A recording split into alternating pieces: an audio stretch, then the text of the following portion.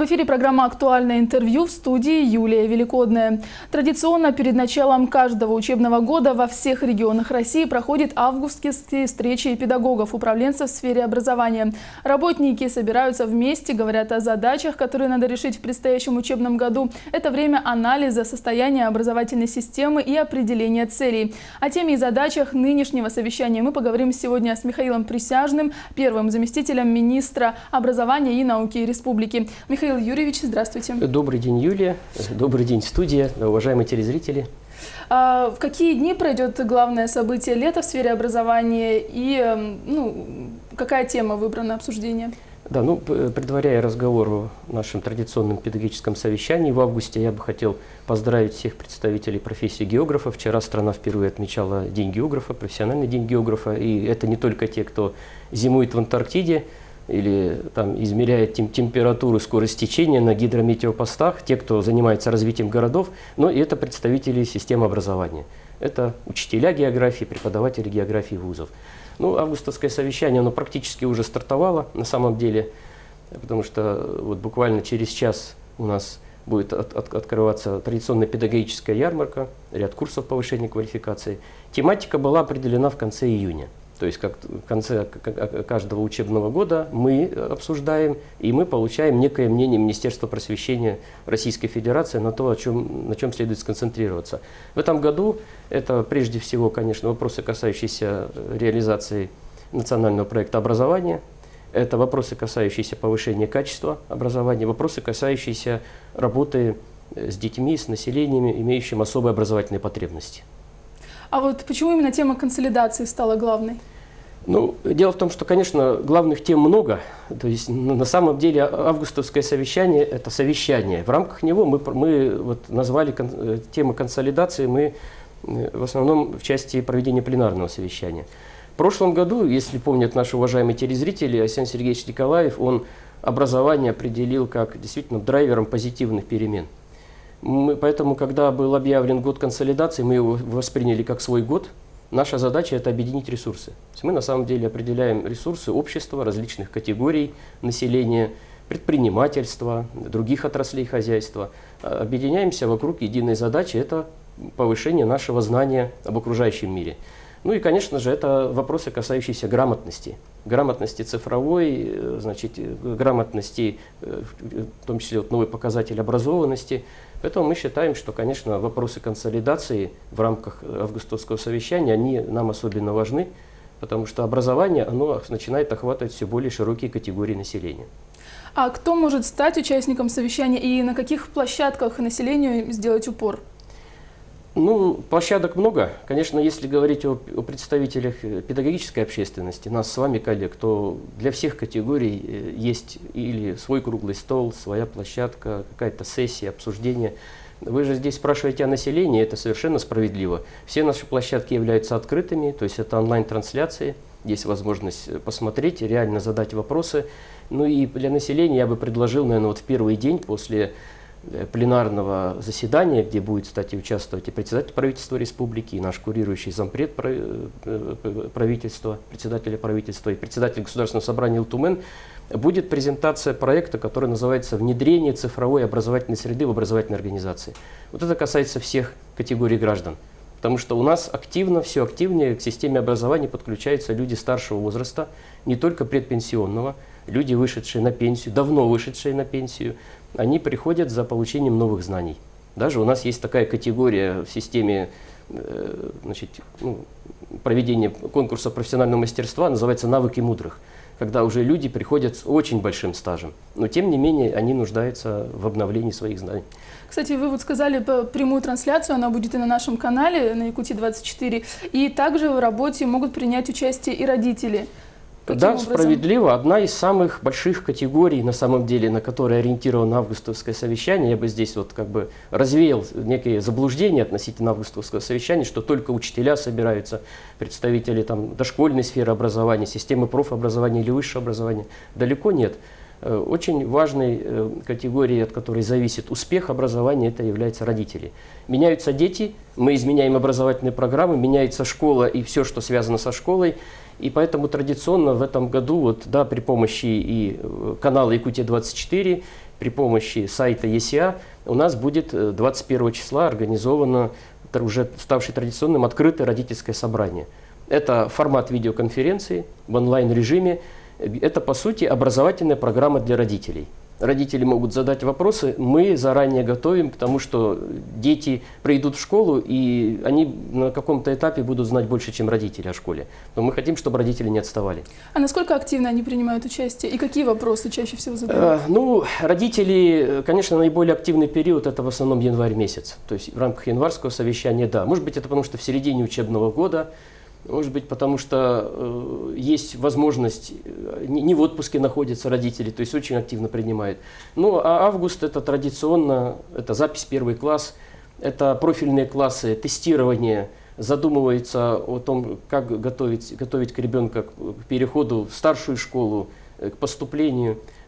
И площадки, еще раз говорю, открыты. У нас в этом году более 20 площадок в разных местах города. Якутска будет организована, плюс онлайн-трансляция. Поэтому, пожалуйста, пусть приходят.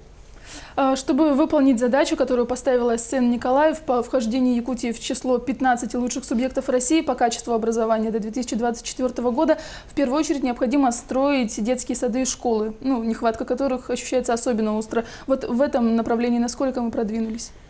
Ну, на самом деле, этот учебный год, то есть 1 сентября 2019 года, у нас получается 629 детских садов откроется, 652 общеобразовательные школы и более 40 учреждений профессиональных образовательных организаций, то есть колледжи, техникумы, лицеи. Понятно, основная задача – это создание достойных условий. Но одним зданием мы в число 15 лучших не войдем. То есть я хочу сказать, что за последние 5 лет действительно в республике введено в строй более 52 здания школ, 123 здания детских садов. Но я намеренно использую слово «здание», потому что на самом деле за счет одного здания мы не сможем войти не только в число лучших, а вообще в принципе организовать нормальный процесс.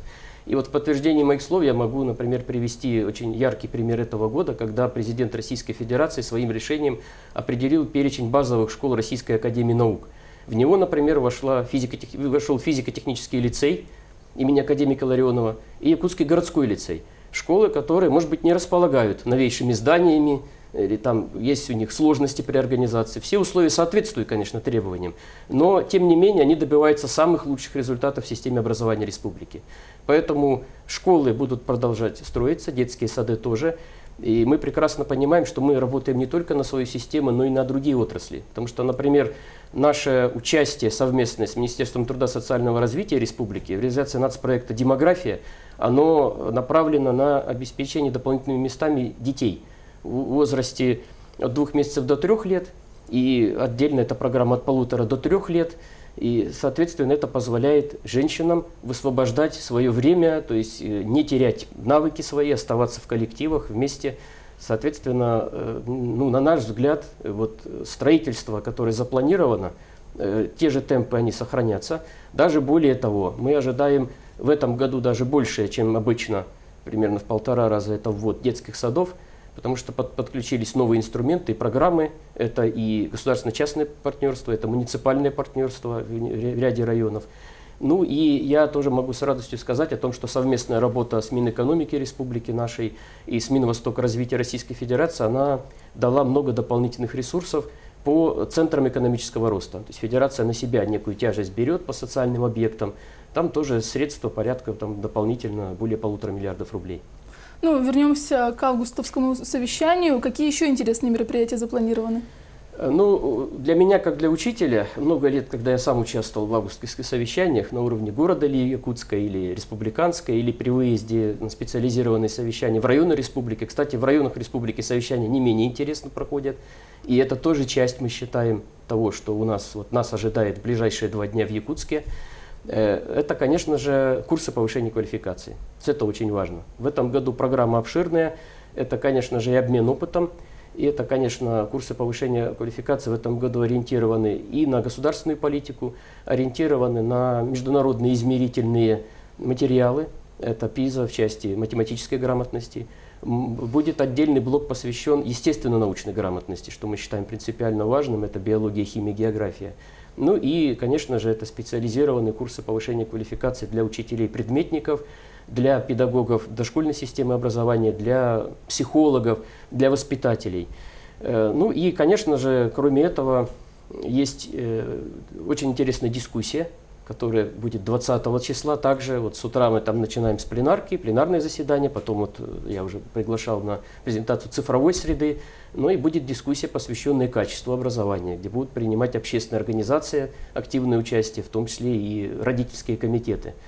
Ну и если говорить еще о других интересных, то, конечно же, мы ожидаем с нетерпением и 21 число, второй день работы, когда будет проходить форум проектов, и будет традиционная уже встреча главы с педагогической общественностью. Кстати, ее так же, как и в прошлом году, будут транслировать. Поэтому услышать и увидеть то, что скажем мы, и то, что нам будет сказано, адресовано главой республики, тоже смогут в прямом эфире все жители республики. Все желающие, кто захочет. А что нового предстоящий учебный год готовит для учителей и педагогов? Какие задачи стоят? Ну, на самом деле, сфера образования, она очень широкая. Поэтому, конечно, свои приоритеты есть на каждом уровне образования. У дошкольников, да, серьезное было переоснащение материально-технической базы за последние годы прошло. Сейчас формируется план столетия дошкольного образования в целом, который отмечается на уровне Российской Федерации.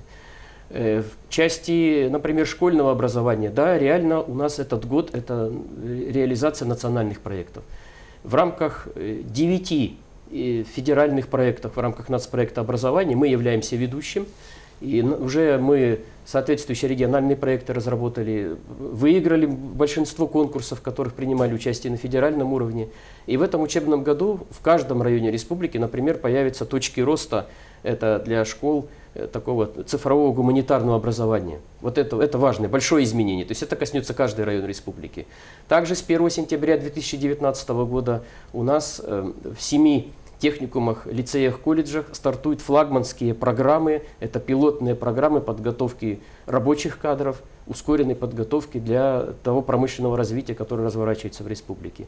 Ну, я вот уже отметил из нового, те же школы РАН, которые мы сейчас готовимся, вокруг них будет очень серьезное изменение. И, например, тоже осенью, буквально вот сразу же после начала нового учебного года, откроет свои двери, Дом научной коллаборации имени нашего великого ученого Никиты Гавриловича Соломонова, это на базе Северо-Восточного федерального университета. То есть, в принципе, для каждого уровня есть очень много нового. Спасибо большое за беседу, что пришли к нам в студию. Я напомню, вы смотрели программу «Актуальное интервью». Оставайтесь с нами.